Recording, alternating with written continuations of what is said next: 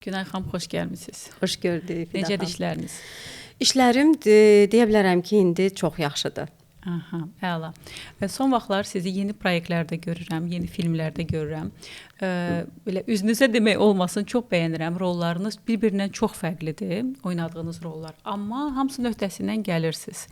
Mənə çox maraqlıdır ki, yəqin ki, tamaşaçılar da maraqlıdır. O obrazlarda özünüzdən bir şey tapırsınızmı, yoxsa kiməsə bənzədirsiniz onları? Necə olur ki, dərhal bir obrazdan digər obraza belə rahat keçə bilirsiniz? Deməzdim ki, belə rahatçılıqla keçirəm. Bilirəm siz nəyi nəzərdə tutursunuz. Səriyyəyə gəlib baxmışdınız və mənə dediniz ki, sənə nifrət elədim. Bəli, tamam fərqli obrazlardır. Elə mən deməzdim ki, belə rahatlıqla keçid eləyə bilirəm. Bəzi obrazlar həyatımızda, ümumiyyətlə mən müşahidəçiyəm və mütləq ki, ətrafımda kimisə tapıram. Mənə elə daha rahat olur. Misal üçün Səriyyə filmində dedim ki, grimora elə grim elə ki, yəni bir balaca onun içinə müdaxilə eləmiş oldum. Çünki o görüntü, güzgüdə göründüyüm adama bənzəməyim mənə obrazı canlandırmağa yardımcı olacaqdı. Sağ olsun o adam. O da hə, elə oxşar bir obraz yox idi. Sonra yadıma bir qadın düşdü. Uşaqlığıma getdim. Yadıma bir qonşumuz düşdü. O belə çox əhval-ruhiyyəsi daima yaxşı olurdu, yüksək olurdu, deyib gülən idi. Deməli, o hər dəfə bizə gəlirdi. Çox namuslu qadın idi. Amma atamla zarafat eləyirdi. Anamın yanında həmişə. Deyirdi, Rus idi, deyirdi, oy, Ahmedик, tu moya любовь, tu moya жизнь. Belə şeylər deyirdi. Mamam qısqanırdı da, qıcıqlanırdı. Amma qətiyyən əxlaq problemi yox idi. Və bu obrazda canlandıranda mən sırf onun yaddaşıma getdim, onun o bədən dilini, jestlərini, onun bir sözlə onu canlandırdım demək olar ki. Mən ümumiyyətlə çox fikir verirəm ki, bir aktyor üçün, bəlkə də ancaq aktyor üçün yox, bəlkə də hər kəs üçün müşahidə qabiliyyəti çox önəmlidir. Mütləq. Çünki hətta nəinki insanların, heyvanları göstərəndə də sən gələk onun necə əlini atdığını, necə quyruğunu necə yerlədiyini o qədər izləmiş olasan ki, onu təkrarlaya biləsən. Mən ən çox bilirsiniz nə maraqlı gəlir sizin fəaliyyətinizdə.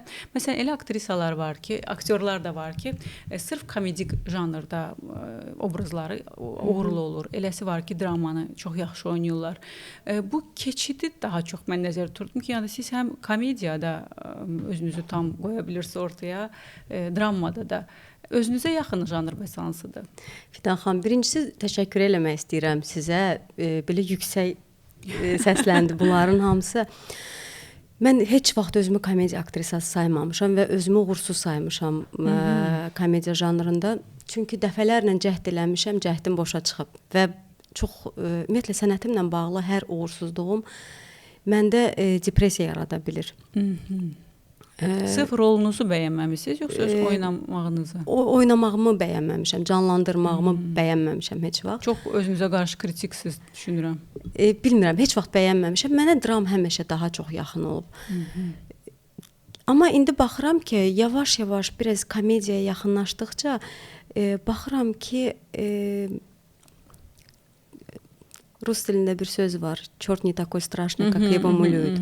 Yəni mən naxaq yer özümü qorxutmuşam. Heç də yəni qorxunç bir şey deyil idi. Çünki mən görmüşəm sizin rollarınızı. Sadəcə ola bilsin nədən irəli gəlir. Məndə dramdan başlamışam və dram. Komediyada uğursuz oldu birinci dəfə. Sonra yenə dram. Sonra komediya bir də yenə uğursuz oldu və mən düşündüm ki, artıq mən bəsdir da. Yəni bu uğursuzluqlarla daima qarşılaşmayacağam. Qarşılaşmaq istəmirəm. Çünki öz güvənimi salır aşağı. Bilmirəm heç o keçid necə oldu ki, mən razılıq verdim və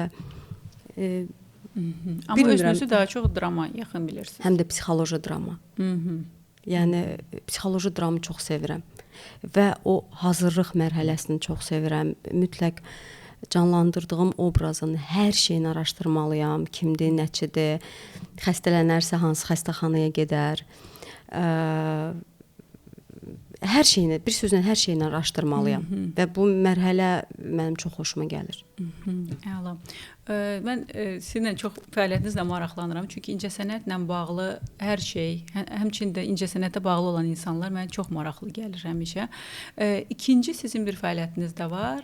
Uşaqları yetişdirirsiniz bu sənət üçün. Buna necə gəldiniz? Hardan yarandı bu fikir? Birdən-birə mi oldu? Planlı bir şəkildə idimi ki, uşaqları incəsənət aləminə bu cür həvəsləndirmək? Keçid çox qəribə oldu. Yəni mən ümumiyyətlə uşaqlıqdan uşaqlara çox meylli olmuşam. Uşaqların ruhunu sevmişəm. Elə hələ özüm balacaydım. Biz hər 3 ay yayı Gürcüstanda nənəmin yanında olurduq.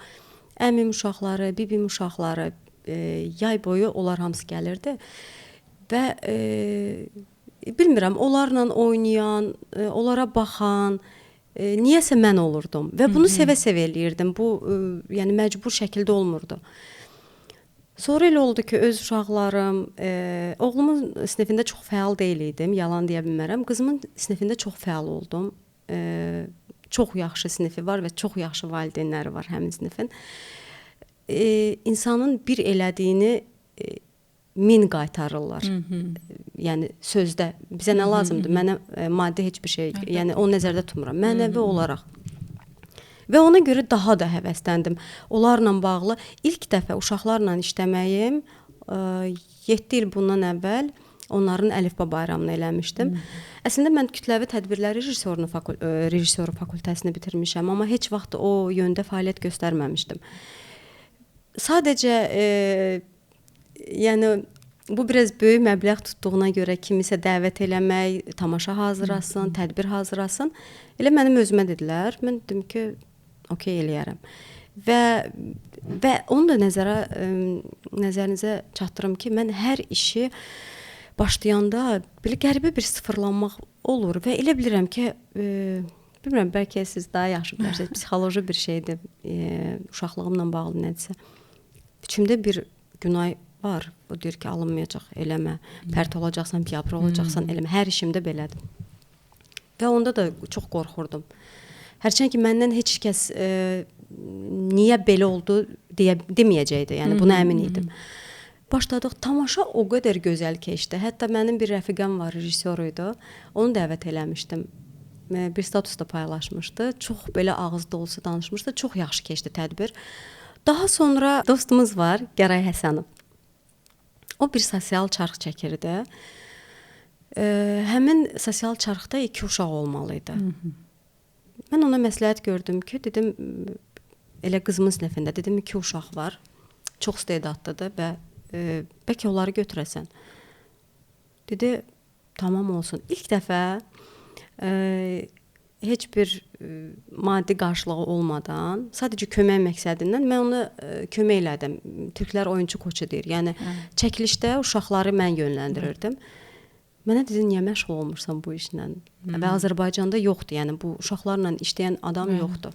Məhz oyunçu koçu kimi. Və siz də düşündünüz, niyə məşğul olmuram? Yox, ondan sonra Tağıyev filmi bizi ora dəvət elədilər. Məndən bir uşaq. Sadəcə soruşdu mənə, Reyhan xanım soruşdu ki, bəs belə də bəlkə uşaq falan. Dedim, hə var. 14 uşağı yığdım bir sinifdən. 14 uşağı yığdım, hamısını apardım kasta. Orada da Nurlan seçildi və daha sonra artıq dost, tanış, hamı başladı deməyə ki, bəlkə məşğul olasan və biz belə məşğul olmağa başladıq. Və beləcə Günay Əhməd aktyor agentliyi dünyaya gəldi. Bəli. Bir sual da məni maraqlandırır. Harda incəsənət adamı görürəm, aktyor görürəm, bu sualı soruşuram. Çünki daxilə mən də çox incəsənət ruhluyam. Hiss eləmişəm. Çox maraqlıdır.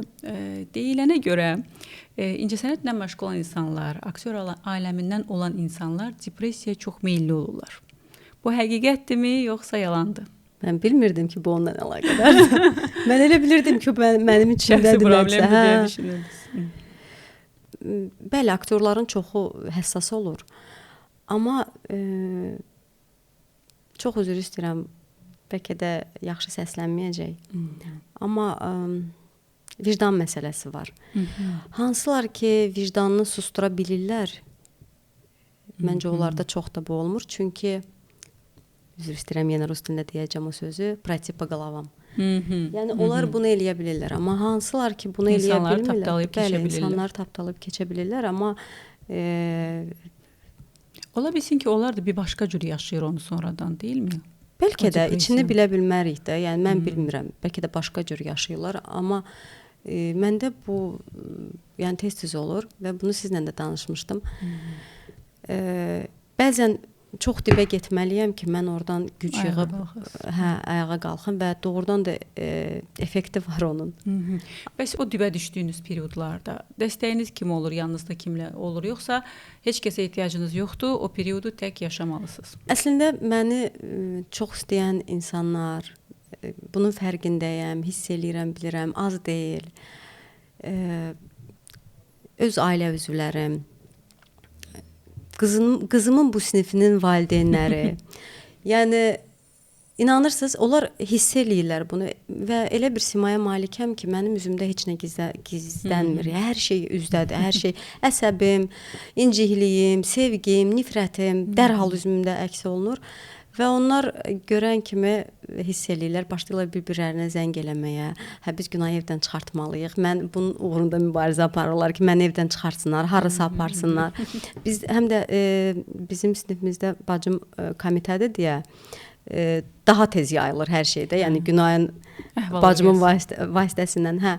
Ona görə ətrafımda insanlar var, çıxartmaq istəyirlər məni o durumdan. Amma elə bil ki, onun bir dozası var da, onu mən yaşamalıyam. Bəli. Ondan sonra mən artıq onlara da okey verirəm və yavaş-yavaş oradan çıxmağa qərar verirəm. Əla. Uşaqlarla çox olursunuz, çox işləyirsiniz. Mən fikir vermişəm, işdən başqa siz onlara bir necə deyim onu, bir səmimiyyət də verirsiniz, bir doğmalıq göstərirsiniz. Mən belə hiss edirəm kənardan ki, onlar sizə çox güvənir. Məsələn, öz qızımdan da görürəm, sizlə məşğul olandan sonra hətta danışmışdım, necə dəyişdi. Mənə ilk dəfə dedi ki, sən məni ötürmə, mən özüm gedəcəm. Halbuki dünənə ki, məndən belə yapışıb bək ki, məndən uzaq gəzmədən məni buraxma.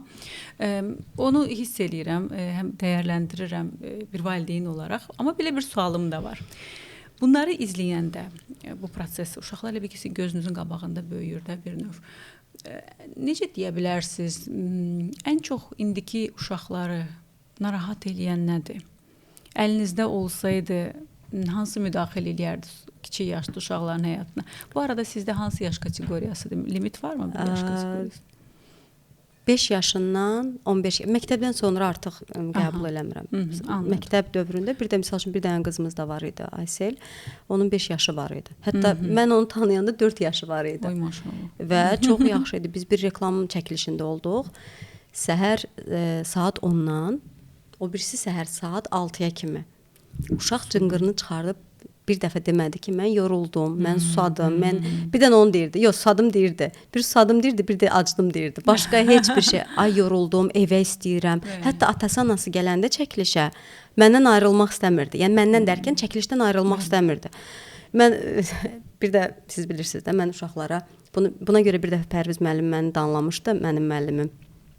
Mən uşaqlara icazə vermirəm mənə müəllimə desin. İstəmirəm. Çox mənə yük verir o. Məsafə yaranır sanki. Həm yük verir, bilirsiz nə mənada, yaxşı mənada yük verir. Çünki bu elə bir peşədir ki, onu daşımaq var. Mən onu daşıya bilmərəm. Bunu daşımaq biraz ağırdır. O yüzdən bir dəfə Pərviz müəllim mənə dedi ki, eləmə bunu. Sabah sənə hörmət eləməyəcəklər. Mən bunu eləməyin məqsədi nədir? Bir dəfə də kimsə zarafat eləmişdi, Allah rəhmət eləsin. Demişdilər ki, Ələkbər əmisən sən, yəni Günay xala deyirlər də o uşaqlar. Niyə eləyirəm bunu? Çünki biz çəkiliş məkanında olanda uşaqlar məni mütləq şəkildə eşitməlidirlər. Yəni onların məndən çəkinəcəyi bir şey olmamalıdır. Bilirsiniz ki, misal üçün biz tapşırıqlar eləyəndə uşaqlara tapşırıq vermişəm. Onları üzən, onları incidən. Yəni mən onların ailəsi haqqında, o uşağın yaşadığı hər bir şey haqqında mütləq ki bilməliyəm. Çünki çəkilişdə psixoloji işləyirəm onlarla. Ən nifrət elədiyim şeydir. Ağla uşağa, ağla. Yəni elə uşağa, yəni elə ağlamamalıdır və ağlamaqdan da ağlamağa fərq var. Baxır sən nəyə ağlayırsan. Yəni onu düzgün göstərmək lazımdır. Bəli, düzgün göstərmək üçün də mən o uşağın iç dünyasını bilməliyəm. Bir emosional bağınız olmalıdır. Mütləq şəkildə və bəzən də elə olur ki, məsəl üçün biz çəkilişdəyik, mən anasına tez zəng eləyirəm uşağın ki, tez mənə bu məlumat lazımdır. Onu öyrənirəm ki, uşağa təsir göstərə bilim. Sualımıza qayıdaq. 5-15 yaşlı uşaqlar arasında ən çox müşahidə etdiyiniz və dəyişmək istədiyiniz sual sizdən olsaydı, sizin əlinizdə olsaydı, onu dəyişmək istəyərdiniz? Yəqin ki, uşaqlar sizlə bölüşürlər bu arada. Biraz deyirsiniz, əlinizdə olsaydı, bəzən əlimdədir. Bəzən əlimdə olur və mən valideyndən ayrılıqda danışıram ki, misal üçün, filan şeyi eləməyin, uşağa qarşı filan şey eləməyin. Bəzi uşaqlar var məndə, çox komplekslidir. Çox qəribə bir şeydir. Başqasına kömək eləyə bilirəm. Elə bax, elə o mövzularda. Amma mən özümə heç o şeylərdə kömək eləyə bilmirəm. Və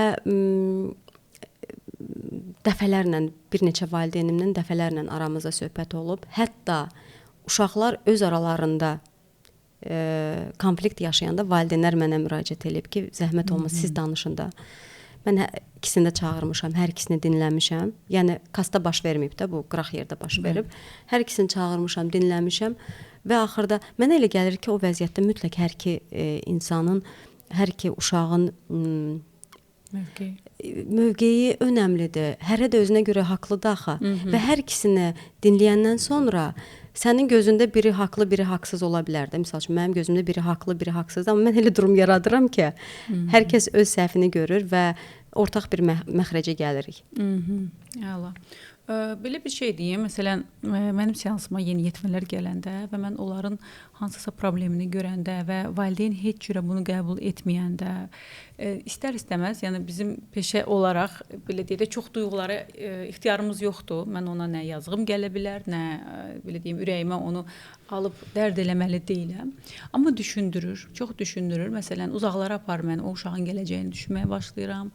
İş yoldaşlarına, sinif yoldaşlarına münasibətini, yəni kiçik, valideynin gözündə kiçik görünən o nöqsan haralara kimi gətirəcək bir ssenari yaranır mənim beynimdə və bu məni çox düşündürür. Bəzən də üzür, nə yalan deyim, sadəcə artıq bir yerdən sonra mən o müdaxiləni edə bilmirəm. Yəni ona ixtiyarım yoxdur, çünki bu bir məcburiyyət olur və bir emosional bir zorakılığa çevrilir mən əgər valideynə daimi bunu istəsəm. Sizə peşənizdə qoyulan qanunlar mane olur. Məndə elə qanun olmadığı üçün mən müdaxilə eləyə bilirəm. Müdaxilə eləyə bilirəm, amma bəzən bilirsiniz, bu sizə şəxsi münasibətinizə təsir göstərmir ki, incimirmi valideyn sizdən? Olub, inciklikdə olub, amma müəyyən vaxt keçir. Mən uşaqları duya bilirəm. Bilmirəm bu hardandır, nədəndir, necə işləyir. Mən uşaqları duya bilirəm. Onların hər dəfə də uşaqlarla danışanda, hər dəfə cümləm ondan başlayır. Belə haqq hesablar olanda deyirəm ki, siz hər biriniz şəxsiyyətsiz. Bəlkə də mən uşaqlıqda bu sözü eşitməmişəm. Və o komplekslər falan ondan irəli gəlir. Misal üçün, bizdə bir uşaq var. Özünüz bilirsiniz, Aysun. Mən bir dəfə onun anasıyla danışdım. Dedim, mən artıq kifayət qədər zaman keçib, mən bir inkişaf görmürəm. Ona görə, yəni istəmirəm siz boş-boşuna ödəniş eləyəsiniz. Dedi, siz nə danışırsınız Günay xanım? Mən məktəbdə, evdə artıq onun davranışında biz fərq hiss eləyirik. Çünki həqiqətən də təzə dərsi gələndə, söz deyəndə gəlirdi mənim qulağıma deyirdi. Heç vaxt belə səsini çıxartmaqdan çəkinirdi, utanırdı və məni bu dərhal aparırdı mənim uşaqlığıma ki, məndə də elə məqamlar olurdu. Səsimi çıxartmağa qorxurdum, çəkinirdim, birdən danlayarlar, birdən deyərlər sən səhv danışırsan, sən boş danışırsan. Amma indi çox qəşəng sözümü deyirəm. Əslində bilirsiniz, bunu həmişə deyirəm ki, psixologiya və aktyor sənəti çox bənzər bir-birinə və psixoloqlar özləri də öz travmasından bəzən qalxaraq deyir ki, məsələn, mən bunları yaşadım, daha istəmirəm kimsə yaşasın və yaxud da özləri müalicə olan insanlardır, hansılar ki, sonradan düşünürlər ki, başqalarına da yardımcı olum. Və hər belə deyək, psixoloq olum arzusu ilə yaşayan insan mütləq ki bir travması var, hansını ki o da aşıb, o da o əziyyəti görüb və artıq görsüz sizə də necə tanış gəlir o travmalar, necə yaxın gəlir. Düşünürəm sizin də içinizdə bir psixoloq yatır, hansı ki Ay, buna çox sevinirəm. Əslində azdan çoxdan biraz belə maraqlanıram. Amma zaten siz demişkən sənətimiz bununla birbaşa bağlıdır. Çünki mən hər hansı bir obraz canlandırmaq üçün mən həmin obrazın psixologiyasını bilməliyəm. Hansı psixologiyada biridir. Ona görə aşağı yuxarı nəsə bilirəm, amma tam professional şəkildə bundan məşğul olmağı heç vaxt düşünməmişəm. Bəlkə bu gündən düşünərsiniz. Yox, inanmıram. Öz sənətimi çox sevirəm. Bildiyim qədər 2 övladınız var. Onlar öz həyatını bu sənətlə bağlamaq istəsələr, necə reaksiya verərsiniz? Bu sənət, digər sənət heç fərq eləmir. Onlar nə istəyərlərsə, mən onun arxasında dayanacam. Qızımda uşaq vaxtı var idi elə bir istək. Sonra böyüdü, fikrindən daşındı. İndi məcburən elə alındı ki, bu bəlkə də rol aldı. Sırf oxşarlığına görədir. Yəni Anna Frank oxşuyurdu ona görə. Amma eşitdiyimə görə çox yaxşı öhdəsindən gəlib. Məncə də çox yaxşı gəlib öhdəsindən, amma elə bir istəyi yoxdur. Olarsa da arxasında olaram, amma istəmərəm, nə yalan deyim. Arxasında olaram, həvəslə də olaram. Sadəcə indi niyə istəmərəm deyirəm, çünki o mənim xarakterimdə deyil. Mən düşünürəm ki, həyat belə yetərincə bərkidib məni. Əslində heç istəmərəm heç elə durum yaranmasın ki, o bərkisin. Başa düşürsüz? Yəni amma burada başqa cür baş çıxartmaq çox çətindir. Sən yox deməyi bacarmalısan. Sən bəzən kimisə yerində otuzdurmağı biraz pis səslənir. Amma bu həqiqətdir. Mən anlayıram nə demək istədiyinizi. Yəni çünki o qədər həddini aşan insan var. Və onu mənə bəzən heç söz deməyə ehtiyac olmur. Bir baxışım bəs eləyir ki, kimsə öz yerini bilsin, bəli. Azdan çoxdan biz söhbətlər etmişik sizlə. Bilirəm ki, çox belə deyək, keşməkeşli yollarınız olub, çox əziyyətlər görmüsüz. Çox maraqlıdır. Bəlkə bu bizə baxan xanımlar üçün də bir tövsiyə olar, bir nümunə olar. Bu cür problemlərdən sonra necə hələ də incə, belə deyim, həssas, insanlara qarşı qayğı ilə yanaşmağı necə saxladınız, necə qorudunuz? O deyir, içinizdəki insanı necə qorudunuz? Çünki bəzən insanlar öz pis adam olmaqlarını bununla əlaqələndirirlər ki, həyat məni məcbur etdi, çoxlu pis insanlar gördüm, başıma çoxlu pis işlər gəldi, mən də oldum pis. Bunu bilərəkdənmi elədiniz? Özünüzə bir hesabat verdinizmi, yoxsa elə xasiyyətinizdən irəli gəldi? Mən bilmirəm, hər kəs öz ruhunu hiss eləyə bilir, yoxsa yox, mən ruhumu hiss eləyirəm və bəzən elə olur ki, hiss eləyirəm ki, bu yaxşı davranış deyildi mən tərəfdən. Misal üçün, kiməsə qarşı elədim. Və o mənə rahatçılıq vermir ki, sən bunu niyə elədin?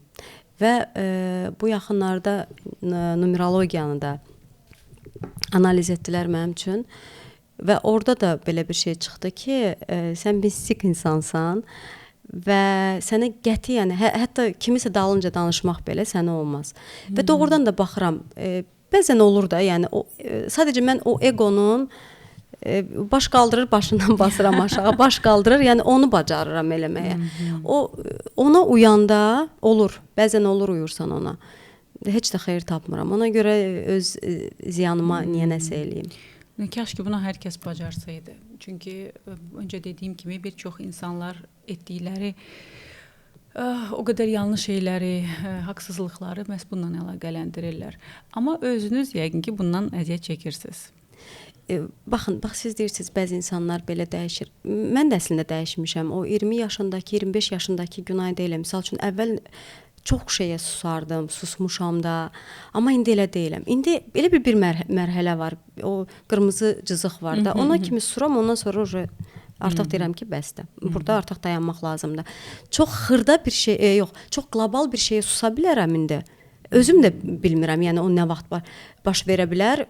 Çox xırda bir şey artıq mənim üçün o son damcı ola bilər və mən hər bir şeyə xətt çəkə bilərəm. Belə bir xüsusiyyətim də var. Elə. Bir də son olaraq belə bir sual vermək istəyirdim ki, həyatınızdakı insanlara, bu həm qadın, həm kişilərə istəyirsiniz ayıraq, hansı xüsusiyyətlərinə görə dəyər verirsiniz, daha dəyərli tutursunuz? Çünki bildiyim qədər hamı ilə mehriban olmağınıza baxmayaraq seçicisiniz insanlara qarşı, yəni hər kəslə yaxın olmursunuz. İç dünya ilə çöl dünyasının insanın uyuşması. Yəni necə varsansa, kobudsansa, elə kobud apar özünü. Yaltaqlığı heç həzm eləyə bilmirəm. Yəni heç cür onu qəbul eləyə bilmirəm və hiss eləyirəm. Çox qəribədir. Mən səmimiyyəti, qeyri-səmimiyyət, adicə ssenari gəlir bizə də. Mən o ssenarini oxuyanda mən bilirəm ki, ssenarist ora ürəyini qoyub, yoxsa yazı xatirinə yazıb onu. Bu şeyləri hiss elədiyimə görə düzdür, yanıldığım zamanlar da olur insanlarda. Çox təəssüf ki, yanıldığım zamanlar olur, amma bu şeylərə çox önəm verirəm. Bir də bir şeyə vurğulayım. Mən fədakar insan olmuşam da həmişə və bunu mənə deyiblər, bu mənə xoş gəlib ki, sən fədakarsan. Mən artıq başa düşürəm ki, mən fədakar olmaq istəmirəm. Çünki o balansı pozandan sonra mən başa düşürəm ki, sən balansı pozandan sonra ya nankörlüklə qarşılaşacaqsan, çox pis qırıla bilərsən. Ona görə o həddə çatdırmamaq üçün insan gərək o balansı qorusun. Amma yenə də bəzən alınır, bəzən alınmır. Dürüst olsun. Qarşımdakı yetər ki, dürüst olsun. Nədirsə o olsun. Nə bəzəsin, nə düzəsin, yəni bu mənim üçün çox önəmlidir.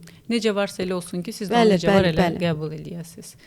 Çox sağ olun Günay xanım, çox səmimi idiniz, təşəkkür edirəm və əminəm ki, bizə baxan tamaşaçılar da sizin bu danışdıqlarınızdan bir nəticə çıxardar. Çünki bizə gənclər baxır, xanımlar daha çox baxır. Sizin demək istədiyiniz bir şey varmı? Təşəkkür eləmək istəyirəm. Tək podkasta görə yox, bilirsiniz ki, mən müsahibə, podkast bu ara çox da belə həvəsli deyiləm. Sizi yanımda hər zaman hiss eləyirəm. Bilirəm ki, bir nəsə belə çıxılmaz bir durumum yaransa psixoloji baxımından bilirəm ki, mən Fidan xanıma zəng eləyə bilərəm. Fidan xanım bilirəm ki, kömək eləyəcək mənə. Baxmayaraq ki, mənim öz psixoloqum var, amma mən bilirəm ki, siz də mənim hər zaman yanımdasınız. Buna görə sizə xüsusi təşəkkür eləmək istəyirəm. Çox sağ olun, təşəkkür edirəm. Görüşərik. İnşallah.